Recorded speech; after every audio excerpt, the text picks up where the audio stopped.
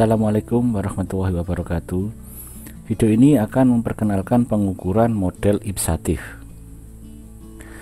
Pernahkah Anda melihat tes yang bentuknya seperti ini, seperti halnya multiple choice, tapi Anda diminta untuk memilih salah satu yang paling atau yang tidak paling? Atau melihat seperti ini, Anda seperti halnya mendapatkan soal yang berbentuk multiple choice, diminta untuk memilih salah satu dari karakteristik yang sangat mewakili Anda. Itu adalah tes ipsatif. Kita lebih sering menggunakan format seperti ini yang dinamakan dengan format normatif, seperti halnya format Likert, Thurston, Gatman, semantik diferensial, dan sebagainya. Format normatif atau pendekatan normatif adalah mengukur atribut yang melekat pada individu yang levelnya antara satu individu dengan yang lainnya dapat dibandingkan. Misalnya dalam hal kecemasan, Adi memiliki skor 50, kemudian Budi memiliki skor sebesar 55. Kecemasan Adi dalam hal ini lebih rendah dibandingkan dengan Budi. Ini adalah pengukuran normatif. Sedangkan pengukuran ipsatif mengidentifikasi karakteristik eksklusif dari individu. Karakteristik eksklusif itu adalah ibaratnya jenis kelamin. Ketika Anda sudah laki-laki, tidak mungkin Anda perempuan. Atau ketika Anda memiliki satu karakteristik tertentu, Anda tidak memiliki karakteristik yang lainnya. Seperti halnya kepribadian Adi adalah introvert, kemudian kepribadian Budi adalah ekstrovert, sehingga Budi tidak mungkin introvert, Adi tidak mungkin ekstrovert. Ini adalah karakteristik eksklusif.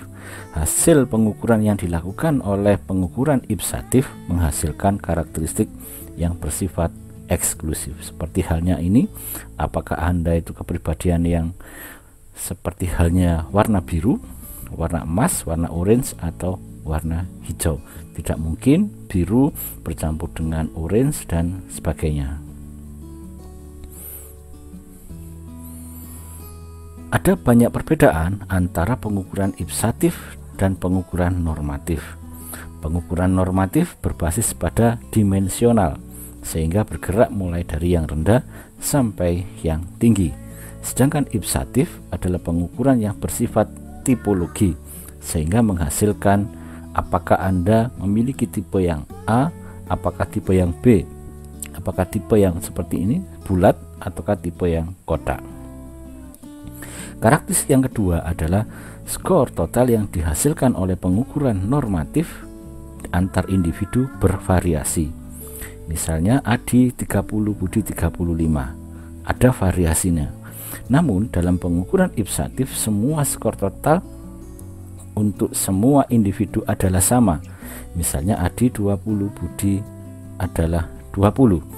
Namun dari 20 ini bisa jadi Adi antara dua karakteristik, misalkan A dan B, dua item merepresentasikan tipe A, sisanya 18 item merepresentasikan tipe B.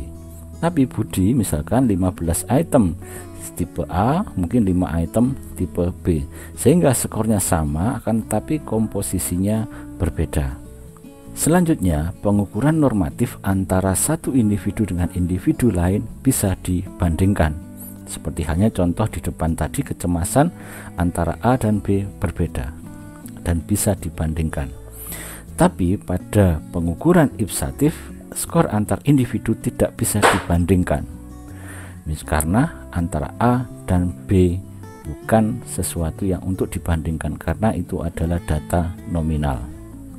Kemudian pada pengukuran normatif, data bersifat ordinal karena menunjukkan sebuah jenjang yang berurutan. Tapi dalam pengukuran ipsatif, data bersifat kategorikal. Kalau ini bentuknya adalah vertikal, mulai dari rendah sampai ke tinggi. Kalau ini horizontal, tidak ada gerakan dari yang rendah ke yang tinggi. Pengukuran normatif kurang tahan terhadap faking. Misalkan ada butir seperti ini, saya orang yang baik hati. Jika itu adalah seleksi kerja, maka saya akan menjawab sangat setuju. Dan ketika mendapatkan butir saya sering berbohong, saya akan menjawabkan sangat tidak setuju. Tapi pada pengukuran ipsatif, Anda akan dihadapkan pada dua pilihan. Yang pertama, Anda lebih ke arah teoritis ataukah lebih ke praktis, sehingga menyulitkan Anda untuk memilih manakah yang terbaik jika itu dikaitkan dengan proses seleksi. Selanjutnya, pengukuran normatif, properti psikometrisnya diidentifikasi dengan mudah karena kriteria misalnya skor total didapatkan secara bervariasi, sehingga ada istilah korelasi item total bisa didapatkan di sini karena ada variasi di dalam skor butir dan ada variasi di dalam skor total. Namun pada pengukuran ipsatif, properti psikometris agak sulit diidentifikasi karena adanya skor total yang tidak bervariasi alias konstan.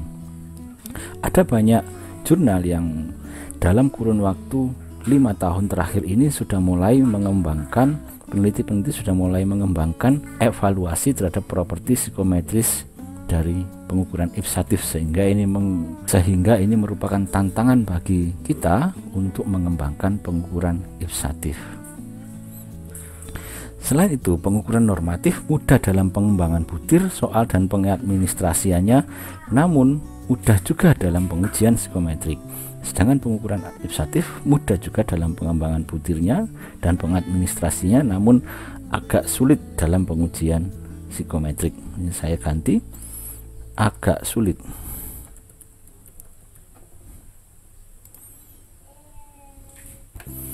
Berikut ini adalah contoh-contoh pengukuran dengan menggunakan format ipsatif yang lebih banyak dipakai dalam proses seleksi kerja. Misalnya tes DISC, tes MBTI, tes Papikostik, tes 16PF. Bagi teman-teman yang ingin mempelajari kekuatan dan keterbatasan pengukuran dengan metode ipsatif, dapat mempelajari jurnal yang ditulis oleh Helen Baron ini. Terima kasih, semoga bermanfaat. Assalamualaikum warahmatullahi wabarakatuh.